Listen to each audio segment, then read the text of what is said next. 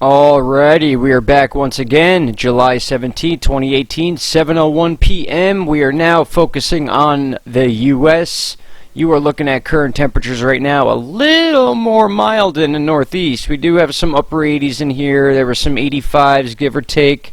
A little muggy, but the reason for the drop in temperatures is because we've been dealing with a long string of pretty severe thunderstorms that are riding up all the way down from the Mississippi, Alabama area, all the way through New York, New Hampshire, Vermont, and Maine.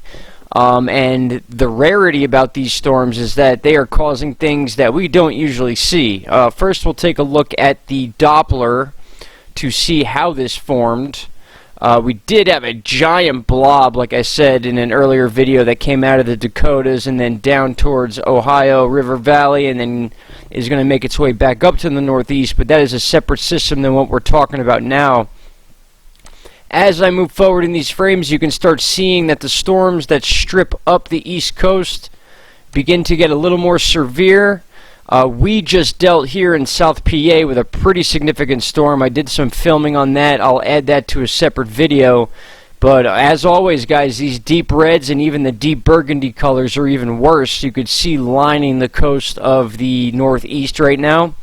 Now, why is this so important? Well, we'll check out our lightning chart first. You can see clearly the lightning chart is following these storms. Every one of those green lines you see is a live lightning strike as we are speaking right now. So a lot of lightning going on all over the U.S., a lot in Florida, especially towards the east coast of Florida. Big storms rolling over there.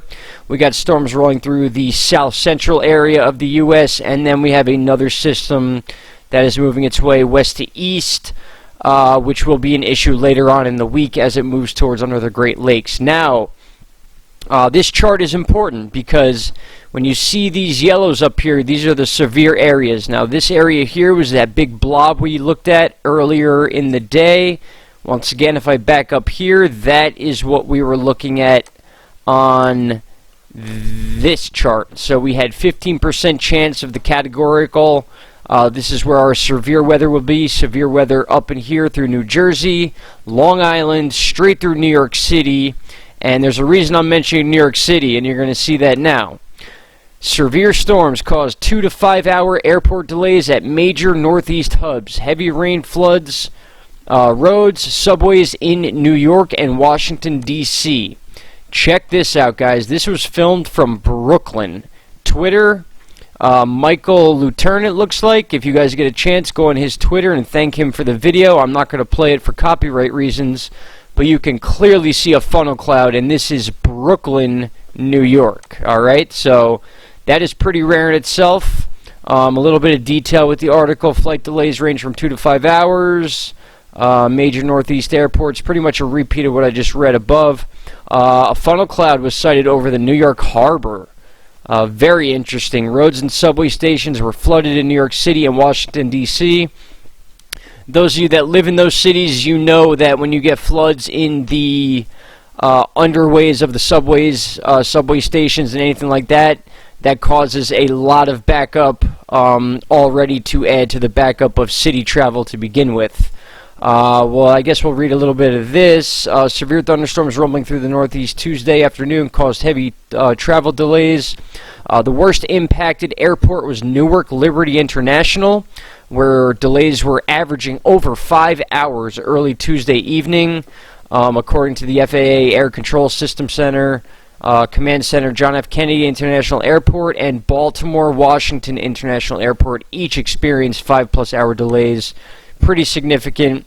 Not fun sitting on a plane for 5 hours. I've done it before. Just very uncomfortable, to put it lightly. So, very intense storms. These were some pretty big storms. You can see here this strip is right along the coast. It packed a big punch, reaching all the way up to Portland, Maine. We got Boston involved in this, Nantucket always involved when it comes to these storms that are close to the East Coast. We got New York right here where that funnel cloud was seen. We just passed this over Philadelphia. I am north of Philadelphia right now, so this actually did pass over us. We got more heavy rain and thunder than we did with the wind and the lightning. Again, I do have some video that I will post and edit to show you guys. So that is what's been going on in the Northeast. Definitely something to talk about. Definitely the talk of the town in the Northeast if you live there, clearly, but the funnel cloud was pretty interesting to me. Definitely wanted to share that with you guys. Really quick, just to talk about our hurricane situation, we currently have 3 waves that are moving towards the U.S. One is basically here. It doesn't look like it's going to produce too much, although that can change. We all know that basically a 24-hour period can switch things up on their head, and we could be dealing with a totally different situation. Now we have a second wave that's on its way almost to the Leeward Islands. We will see what happens with that. I don't see much of a roll forming yet as far as our storms clinging together and then becoming a counterclockwise spin that would then determine whether or not it becomes a tropical depression, then a tropical storm, Category 1, so on and so forth. Now, the focus of my attention right now as far as the hurricane situation is the new system coming off the west coast of Africa. When you see these dark colors that are coming off of the continent itself, it means that it was already a strong storm on land. So for it to move onto the water, all it's going to do is strengthen. Now, I'm not guaranteeing that this will be a hurricane that moves its way across to the Leeward Islands. The reason I'm saying to keep an eye out on this is because we are watching a chart called the Tropical Index Intensity Chart. And if you notice, these red colors are obviously the high probability areas of cyclone formation. And as you watch this every day, this shifts. It begins to shift towards that West African coast, which is off frame here. So we are now beginning to see, as we get into mid to the last few weeks of July into August, which is the beginning of our peak month of hurricane season as far as storms that come off the west coast of Africa, we can clearly see it molding into its normal routine. First, we see our deep reds down in the Caribbean. We get storms that form there. We have been in our Pacific hurricane season, which has been completely red and favorable for most of the season. We have a little bit of red going on in the hook zone of the Mexican part of the Gulf of Mexico, and then it's still green in the Gulf. That will all determine whether or not these storms make it that far.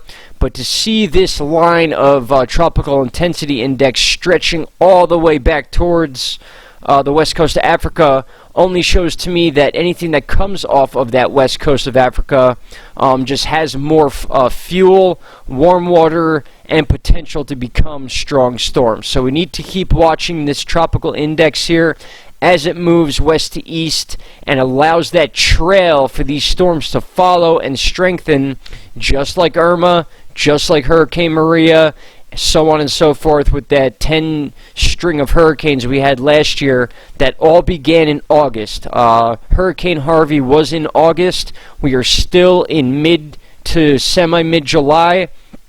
So again, I know I keep repeating myself, but for people to say that it's going to be a weak hurricane season, there is no way to tell whether or not that's going to happen. Shear winds change. High pressures coming down from Canada change on a daily basis. So a lot of these studies that they're putting out saying it's going to be a weak season is almost, in a way, irresponsible in my eyes, because nobody can tell. Last year they said the same thing. They said it would be a semi to moderate season. Ended up being one of the bigger record-breaking seasons we've ever had. And again, that was after Hurricane Harvey, followed by Irma, then Maria, so on and so forth. So we're just preparing as if we are preparing for a strong hurricane season. Here's a Doppler view of that moisture system I am talking about. Now you can clearly see that this is a very significant system that is moving off the coast. So you can only imagine once it hits the water, it's only going to start collecting. It's going to connect to each other, causing those bigger storms. And if you remember, Irma and Maria became tropical depressions very early out in this area about. So that allowed them thousands of miles to develop, which they did, reaching Category 5 status. One of them actually breaking the record for longest Category 5 level almost ever since the 2005 season, which is still technically our worst season we ever had as far as hurricanes. But last year definitely battled it. It beat it in some categories. Some categories it did not. They're still up and down about the casualty situation with last year and the money estimated to repair a lot of the areas that were damaged because of those hurricanes, particularly Puerto Rico, which was basically just destroyed as an entire island. Still places without power in Puerto Rico. So, I mean, your guess is as good as mine, guys. That's why we do this on a daily basis. Weather changes every single day, so if we watch it every day, we just have that much more of a warning before we need to really prepare. So without keeping you here too long, we're going to look at one more chart here just to show you that August is the beginning of that up peak. We are in July and we passed June already. We've already had 3 named storms. 2 of them became categories. 1 became a category 2, and that was after it already had passed the northeast southern states of the Carolinas and was a category 2 by the time it reached next to Chesapeake Bay, Long Island, New Jersey, New York, and then moved up through Nova Scotia and then right to Newfoundland. So guys, we're reaching peak season. Nobody can tell me that this is going to be a weak season. You could see September is the strongest part of our season, which we are basically not even close to yet, so there's plenty of time for these storms to form. So if I were you, I mean, if you like to read, go ahead and read, but I would straight up ignore these articles saying it's going to be a weak season. If it is a weak season, I will be the first to admit that I was wrong, and we'll go from there. But again, they mentioned last year that last year would be a moderate season. It ended up being one of the most record-breaking seasons we ever had. So with that said, I wanted to talk to you about this funnel cloud in New York City, Brooklyn perhaps. It was in the harbor. Rare situation. Long string of storms going on in the Northeast. We'll follow this closely, and we will get back to you as needed, guys. Thanks for watching once again. This is video number 2. I will have this out shortly. Thanks, guys. Take care.